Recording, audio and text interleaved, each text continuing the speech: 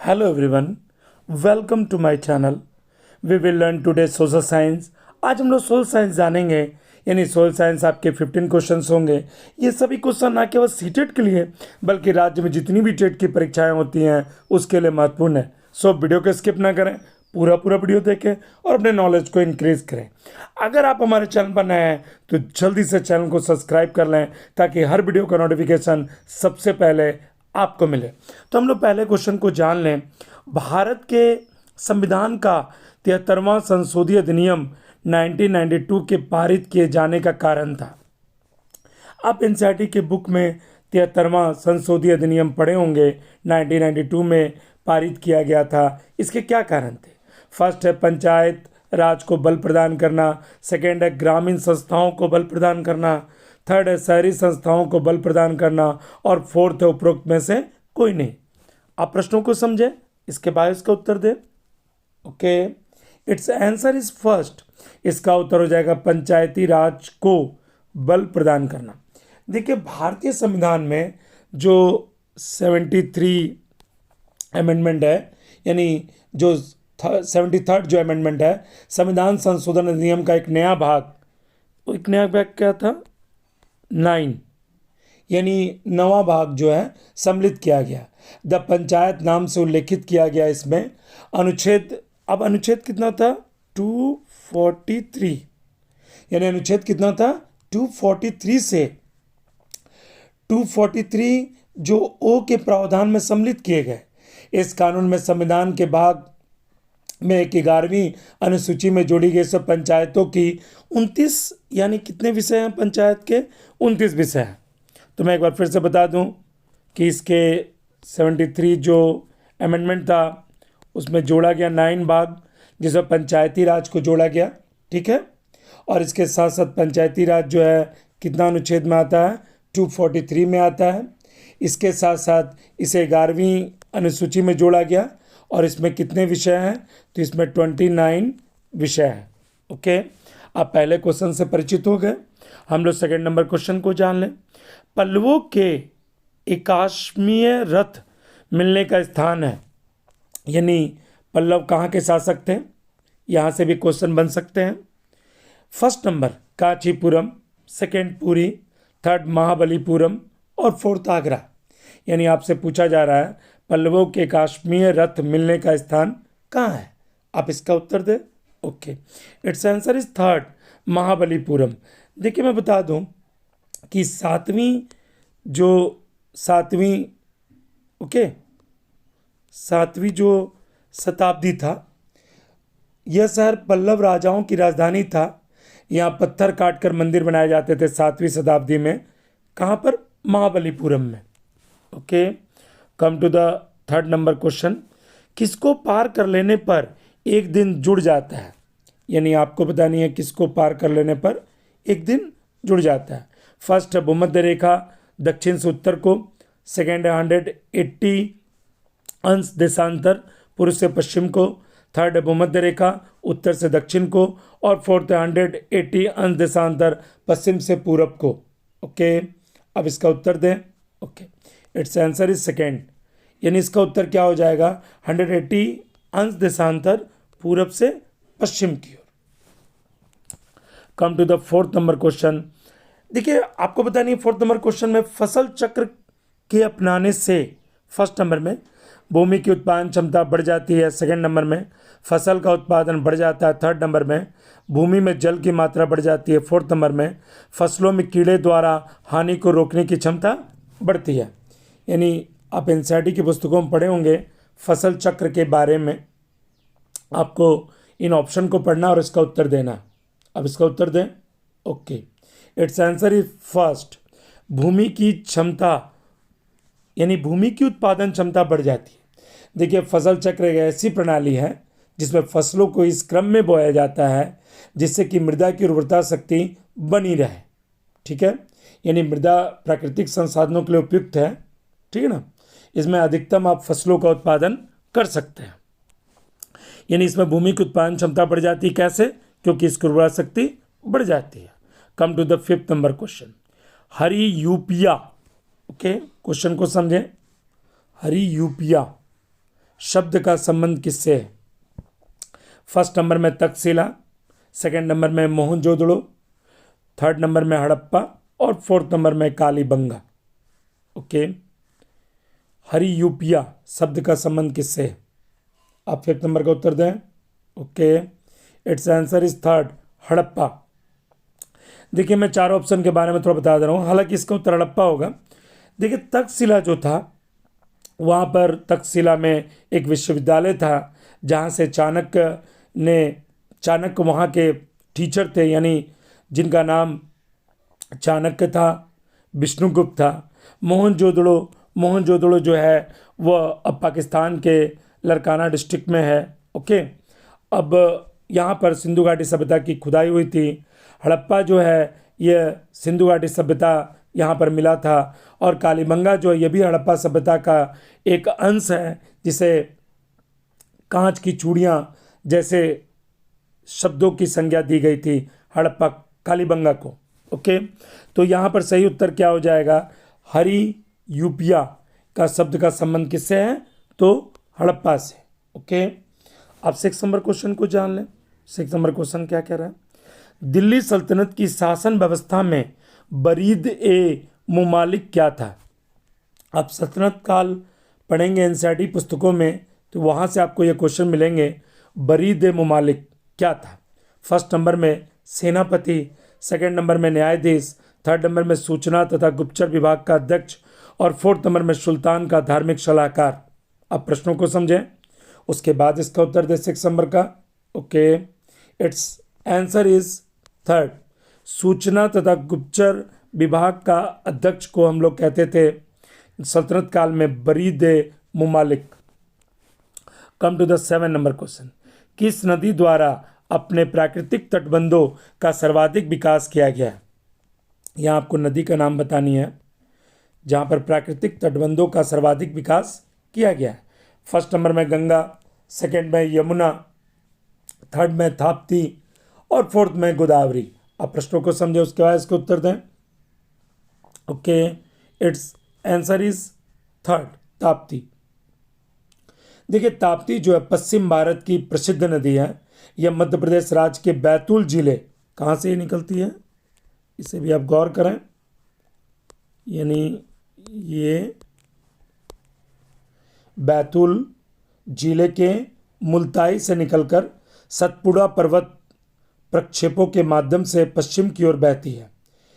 महाराष्ट्र के खानदेश के पठार और सूरत के मैदान को पार करती है और गुजरात स्थित खंबात की खाड़ी अरब सागर में यह गिरती है। यहाँ से और एक क्वेश्चन पूछे जाएंगे। देखिए यहाँ पर 3 जो ऑप्शंस हैं, आप इसे भी गौर करें, यहाँ से कई क्वेश्चन निकल सकते हैं, जैसे गंगा, यमुना और गोदावरी। ये तीनों नदियाँ जो हैं वो कहाँ गिरती है? बंगाल की खाड़ी में।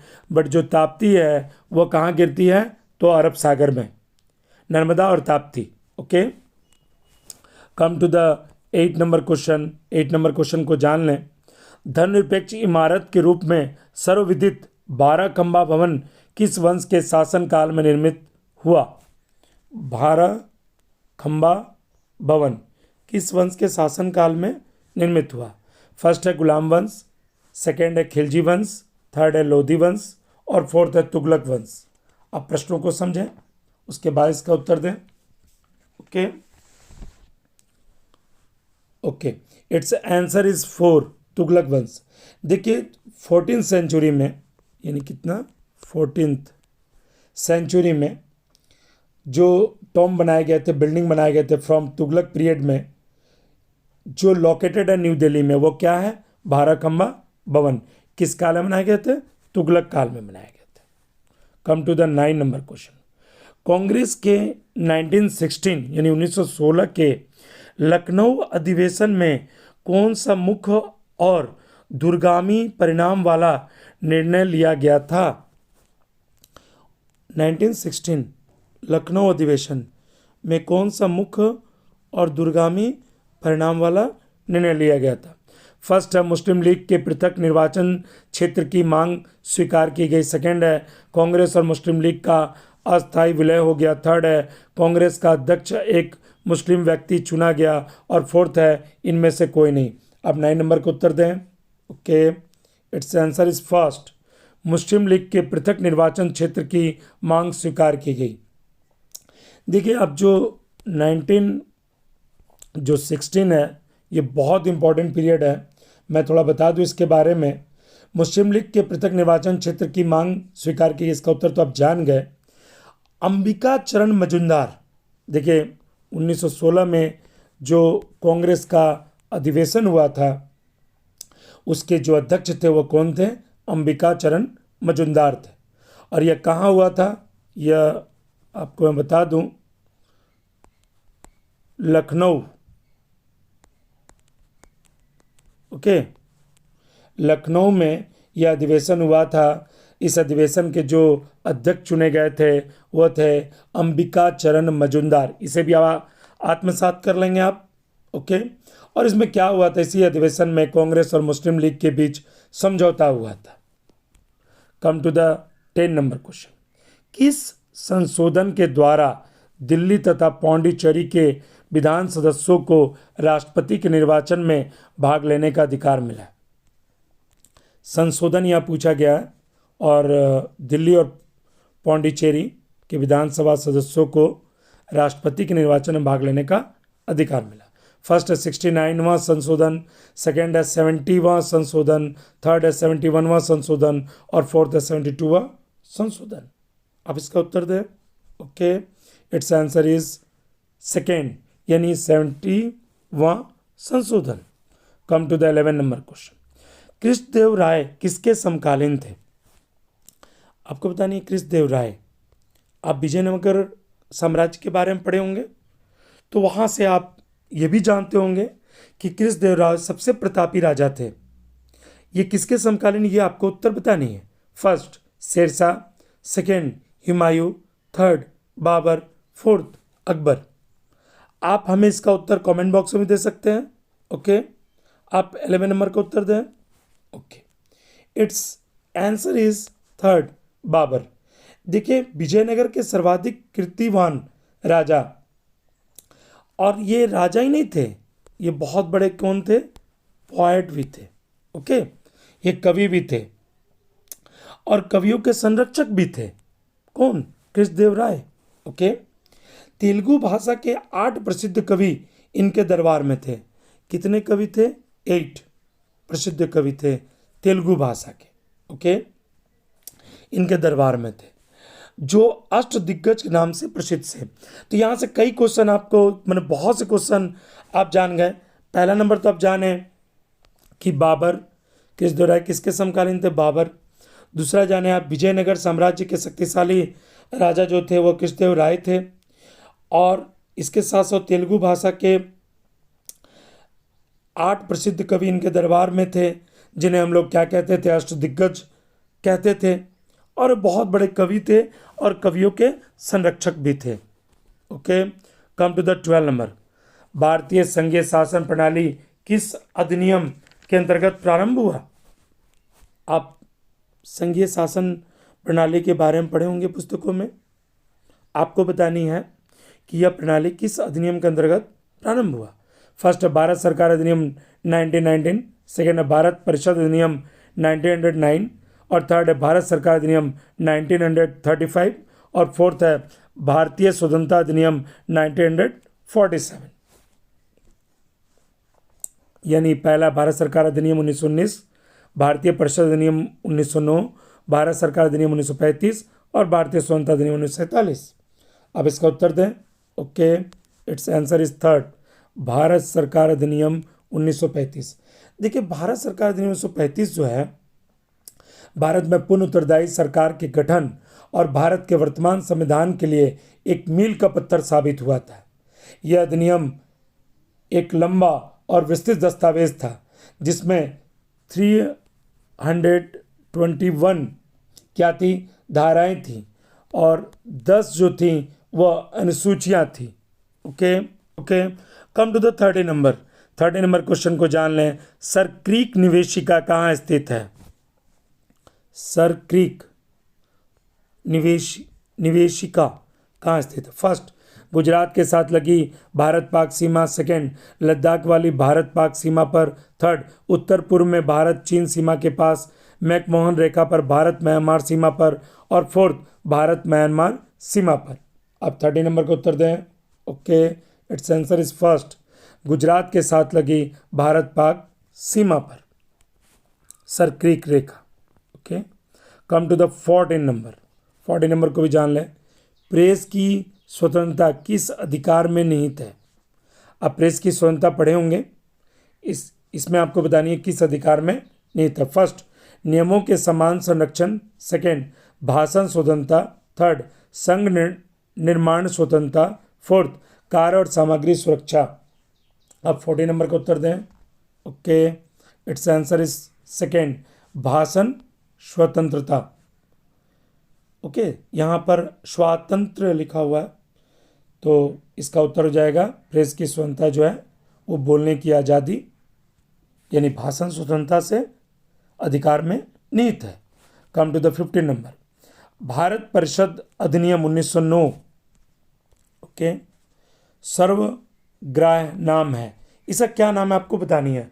1909 का अधिनियम जो है भारत सरकार, भारतीय परिषद अधिनियम जो है, फर्स्ट संसद अधिनियम, सेकेंड मॉन्टेग्यू चैम्सफोर्ड सुधार, थर्ड मिंटो मोर्ले सुधार, फोर्थ न्यायपालिका अधिनियम। इन्हें आपको बतानी है भारत परिषद अधिनियम 1909। Okay, it's answer is third Minto Morley सुधार। देखिए वर्ष 1909 में भारत परिषद अधिनियम, जिसे माल्टो मिर्लो सुधार भी कहा जाता है, इस अधिनियम द्वारा चुनाव प्रणाली के सिद्धांत के को भारत में पहली बार मान्यता मिली थी और गवर्नर जनरल की कार्यकारी परिषद में पहली बार भारतीयों को प्रतिनिधित्व मिला था। केंद्रीय और विधान परिषदों के सदस्यों को सीमित अधिकार भी प्रदान किए गए थे इस अधिनियम में। ओके, आपने 15 क्वेश्चन कंप्लीट कर लिए। यदि आपको वीडियो पसंद आया तो दोस्तों के साथ शेयर करें और लाइक करना ना भूलें। वीडियो देखने के लिए धन्यवाद।